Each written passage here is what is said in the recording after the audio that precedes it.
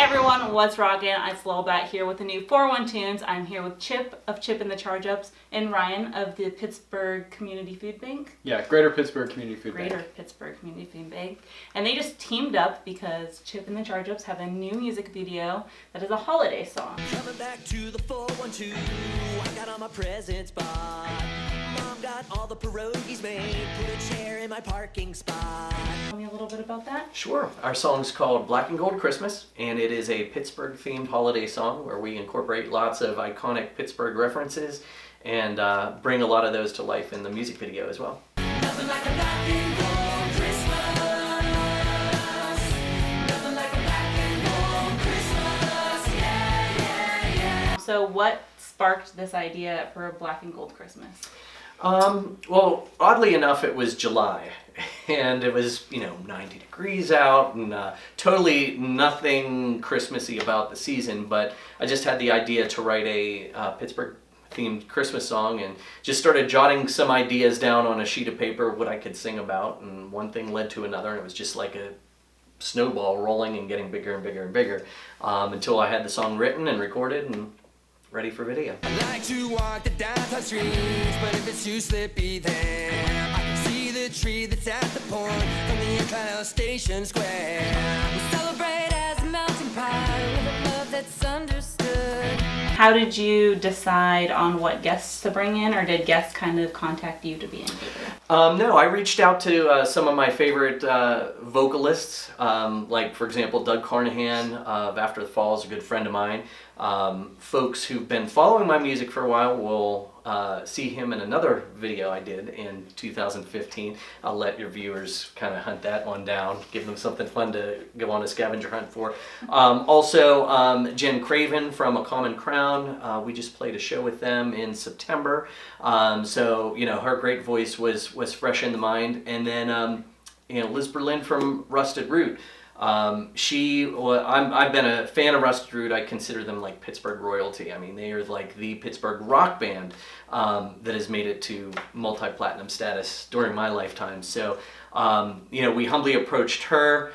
She had actually run a music camp over the summer for teenagers that Melina, my daughter, and our bass player attended. And so, they kind of got to know one another. So Melina approached Liz, and much to our delight, she agreed to be on.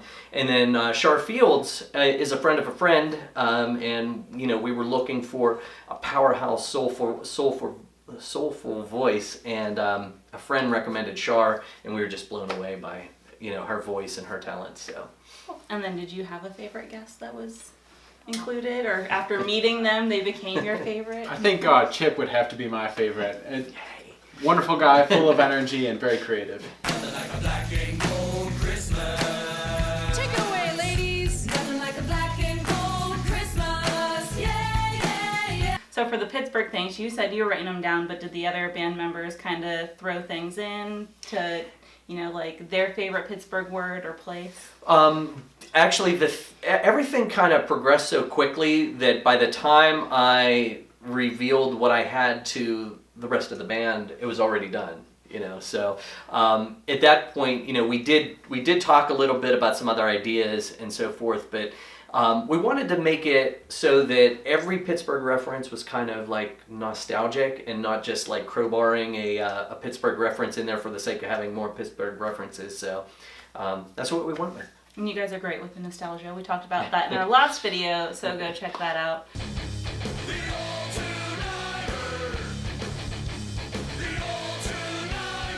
I was feeling kind of nostalgic listening to it. Have you guys worked out like a live version where it's just the band, or is there any time that you guys are going to get the whole gang together to perform the song? Yes, both. We do have a live version where we can do just as our normal 4-piece Chip and the Charge Ups configuration, where I handle all the male vocals, Melina handles all the female vocals. But we are hoping that some of the organizers of some of the big events in Pittsburgh invite us to perform for the city. The video has gotten such great reaction so far. We think that it has the potential to really be like this celebration anthem of Pittsburghers this holiday season. So we'd love to get out on a big stage and have as many Yinzers in the crowd as we could. So we would love to reconvene all those guest vocalists and, you know, do a big grandiose version of it live. Sounds good. Take me away, sunshine, take me away. Take me away, sunshine, take me away. When the people sing, whoa, whoa, whoa. Do you have like a favorite line of it? Or like a favorite scene in the music video? Yeah, I gotta say my favorite line is one that Liz Berlin sings, which is, "This is what Mr. Rogers called a beautiful day in the neighborhood." It's, you know, it's like Mr. Rogers was such an undisputably positive individual. I think, you know, his legacy represents, you know, positivity and inclusion. And you know, to be able to reference that in a song and make it fit and make it work and hopefully make it inspiring is a real honor to do. And then did you have a favorite line or location? I'd have to agree with Chip on "A Beautiful Day in the Neighborhood." This is what Mr. Rogers called a beautiful day in the neighborhood.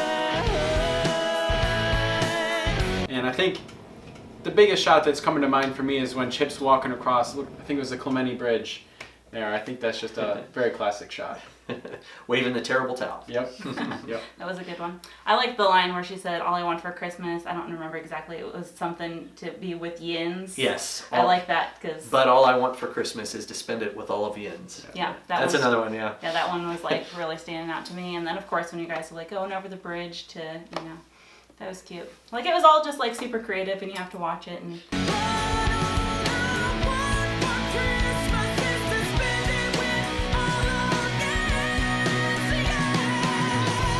let's see, how did you decide which guests were going to sing each part?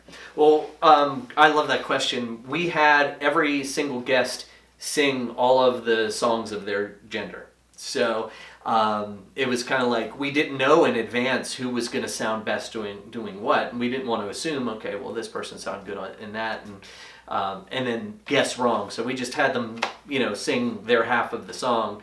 And then surprisingly, it didn't end up being as hard as I thought it would be. Like, I thought we'd have to go, okay, well, let's listen to Shar singing this line and Melina singing this line and Liz singing this line. But kind of like, you know, the voices picked their own lines. That's kind of amazing. And, you know, in terms of favorite musical parts of the song, my favorite musical part of the song is the "But All I Want for Christmas Is to Spend It With All of Yins," because Char's voice, you know, if you're just listening to that and doing other things, you know, washing dishes or you know, messing around on the computer or whatever, that's going to get your attention. Like, whoa, where did this incredible voice come from? So when she sang that, it's like, yeah, she's getting that line. You know, yeah. And all the other lines kind of fell into place. Another example was Liz Berlin's line on the "Beautiful Day in the Neighborhood" line. Kind of a fun moment was since she wasn't able to join us on the October 12th recording and shoot, she recorded her vocals in her own studio and then emailed them over, and then we're in the studio. And we listened to her singing that, and then she sings like 3-part harmony. She layered her voice there on that, and we were just like, whoa, what was that? Like, we never even thought of having something like that in the song, and it just worked out so perfectly. So that was like another example of the line just picking itself. It was just like, it stood out so much you couldn't put that in there. It all came together perfect.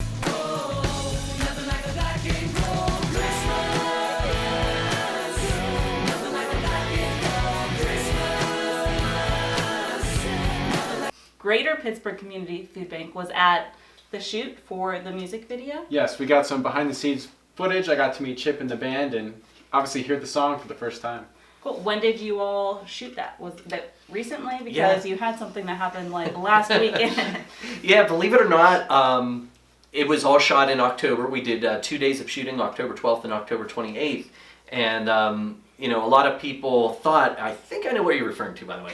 A lot of people thought that was just kind of like photoshopped in there or whatever the video equivalent of Photoshop is. But no, that was actually recorded when we were shooting the final footage for the video. Cool. Well, we can say what it was because people Absolutely, know. absolutely. So, if you're from Pittsburgh, you know this happened. If you're not, you probably still know because there's a lot of memes. So there was a sinkhole and one of our Pittsburgh buses fell into it. So you guys were like there, when it happened? Yeah, it was so weird. Like, you know, we had that shoot on October, I think it was 28th, planned for weeks, and just wanted to go downtown Pittsburgh, get some of the more iconic and recognizable scenes in there, and then we're like, oh wow, there's like a bus in the street, you know, falling through the street. So I actually didn't even know that Marcus, our video director, shot that. I was like, oh, I gotta get a selfie with the bus. And I did not know he had the camera rolling and kind of did a swoop around me. And I was like, a funny thing about that was that Marcus kind of didn't think I would want that in there. You know, he was like, he's like, yeah, you know, I gotta tell you before you see the first cut of the video, you know, there's a scene with the bus in the sinkhole, and, you know, you're probably not gonna want it in there, but I really think we should have it in there. And, you know, I was like, then I saw it, I'm like, you gotta have that in there. That is like awesome. So yeah, that was a unexpected, you know, kind of blessing. It was like time, just being right place, right time. Yeah, there's Christmas ornaments being sold of that. Were you there when that part happened? I was not, though. No. What's your reaction to the whole memes and everything going on with that? I mean, of course, Pittsburgh would make a meme for a giant pothole. I think it speaks for itself. I thought of a really good one, but I'm not that good at it. But it was like, because someone mentioned the Hellmouth from like Buffy the Vampire Slayer. I don't know if you're familiar with that, but at the end of the show, they like drive away in the school bus. Okay. And so I was like, gonna show like that school bus showing up to save the bus, but I'm not fancy with that.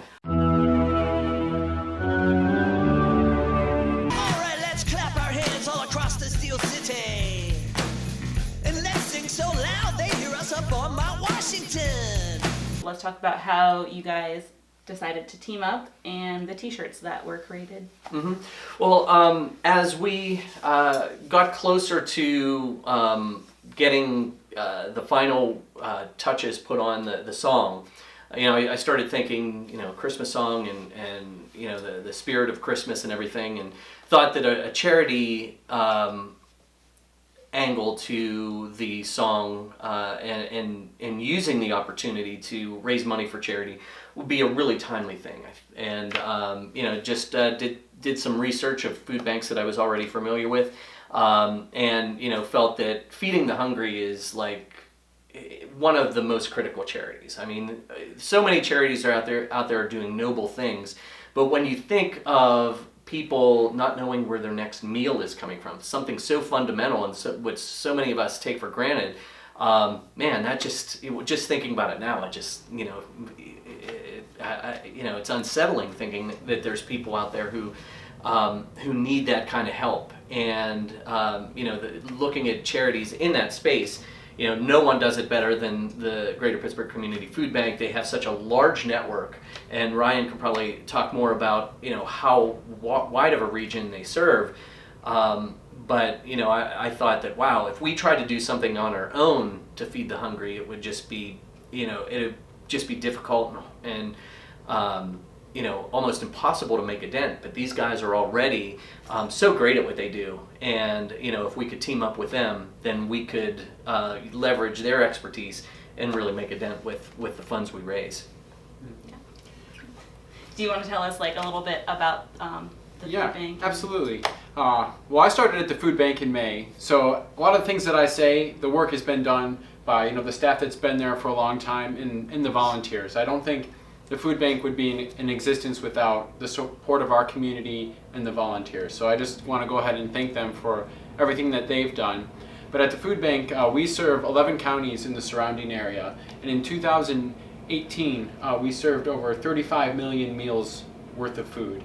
And 10 million pounds of that was fresh produce.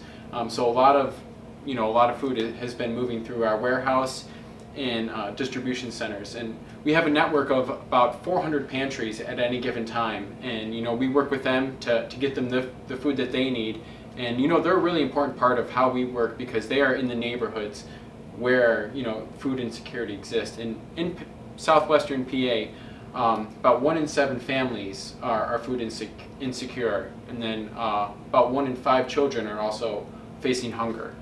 So we really want to kind of meet that need, you know, and really make sure everyone is fed and has a great meal. It's awesome. And so, like, how, I mean, many people know how to, like, come to you guys when they need something, but what about someone who's just now hearing about you and wants to ask for the help that they need? You can visit our website, pittsburghfoodbank.org, or you can give us a call at 412, blanking on the number. I'll put it down here. 460-3663 is our number. But give us a call. We help with emergency food assistance, and we can also help you get connected to a pantry in your neighborhood. And at the same time, we also run a couple of our own distributions. One of them is Produce to People, which is basically a pop-up distribution. And, you know, for example, there's one in the South Side at the South Side Market House, where, you know, we bring 2 trucks worth. We meet a bunch of volunteers. We unload the trucks, get them ready in a line, and about 400 to 600-700 families come through any one of those distributions. The pop-up food chair are very similar, but that one is focused more on traditional food items. And we also help with senior boxes, where we pack those at our food bank, and we bring those to the community, senior communities, or wherever, you know, they feel is a good need to help feed seniors. Cool. Well, I see a lot of the work you guys do because with my job as an editor, I get to edit you guys doing some stuff once in a while. Awesome, So, like, I already knew your awesome. guys' name from that. Feels so right, feels so right, feels so right, feels so right, feels so right like my rock.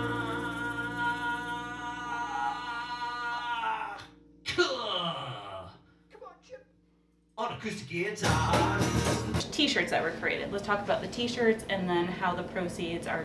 All proceeds are going directly. Yeah, all profits from the T-shirt sales, I'm wearing one of those T-shirts right now, are getting donated to the Greater Pittsburgh Community Food Bank. So people can purchase them on our website, thechargeups.com/store, and again, 100% of the profits go to the food bank. So people can know that they're not only rocking an awesome looking T-shirt, but showing their Pittsburgh pride, but they're also really making a difference by helping the food bank. Yeah. And I want to add too that $1 goes to serve about 5 meals, so we make it go a long way. That's pretty awesome. That's Yes. like, so even if you have only $1 to spare, like, you're helping Yep. for 5 meals. Every little bit of donation, of volunteering, and just being a good advocate goes a long way.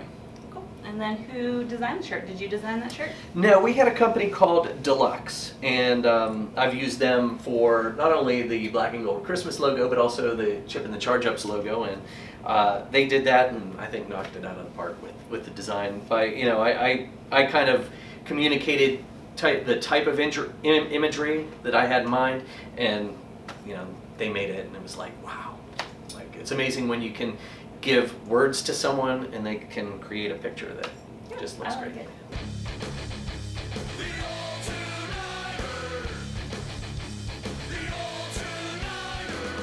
And then you said you had some behind the scenes footage. Where is that going to go somewhere? Yeah, you'll find that probably on our Facebook social media accounts and YouTube as well. We're going to do our best to get the word out about the song and, you know, bring some holiday cheer. Cool. Is that out yet or not? It's quite? not out yet, but stay tuned. All right. Very soon.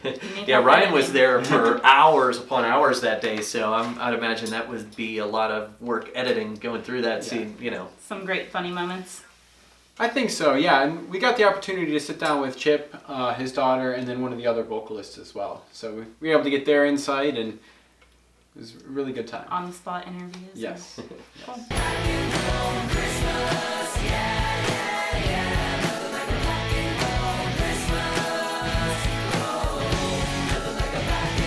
What is like a holiday tradition? It doesn't necessarily have to be Christmas, but what is each of your favorite holiday traditions around? Yeah. I think my favorite holiday tradition is the day after Thanksgiving is going down and cutting down a tree. I really enjoy that. Cool. Yeah, mine is something that we've been doing for years, and it's very simple. On Christmas Eve, we all gather with my wife's family at her mom's house.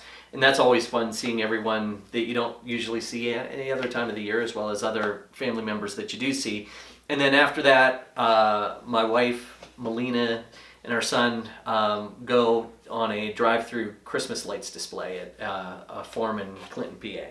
And that's how we spend our Christmas Eves, and that's one of the things that, you know, you do it every year, and it's just like an irreplaceable part of your holiday celebration. So that's ours. Cool. Mine is we eat lasagna. Nice. We used to eat spaghetti, then switched to lasagna. But kind of our holiday traditions are changing as everyone's getting older and having their own kids. Mm-hmm. And my niece now, so we it just changes depending on the year. And I'm off work this year, so Yay. I get to be home for Christmas. You already kind of answered this question. This will be my final one. Is how early is too early to decorate? I think I've been a bigger fan of probably the day after Thanksgiving. It's funny, growing up too, my mom always liked to keep our house nice and neat, and sometimes even on like Christmas Day, we would start cleaning up Christmas decorations. So I don't know. Use your own judgment. Not sure I have a good answer to that one. Yeah, I think, you know, whatever way makes you happy, do it. I gotta tell you though, I mean, this year more than ever, it's odd going through stores and seeing Halloween decorations set up directly next to Christmas decorations. It's just kind of weird. Like, okay, there's a skeleton and a Christmas tree, and they're on the same like rack. Or Well, you know that's how my house is decorated for Christmas. So yeah, it does kind of feel odd, but you know, everyone does their own Christmas their own way, and I think that's kind of what makes it special. Whatever way feels right to you and your families, go for it. Yeah, I mean, I'm all about keeping Halloween all year, which my house is. I have my few items I started to put away, but I like the day after Thanksgiving too, because you got to get the thing. You have this whole time to have pumpkins out still Yes. for Thanksgiving. Yes. So yeah, I think